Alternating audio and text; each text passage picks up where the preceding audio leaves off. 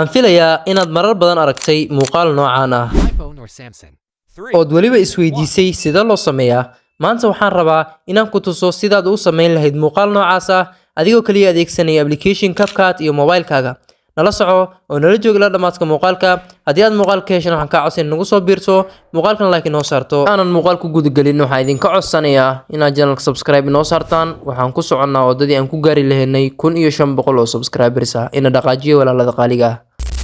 Ka hore marka aad capcut soo furato waxaa jiro sawirkaasi oo ah buluug iyo guduud, qaybta hoose qaybta korna ay buluug tahay or ayaa ku qoran.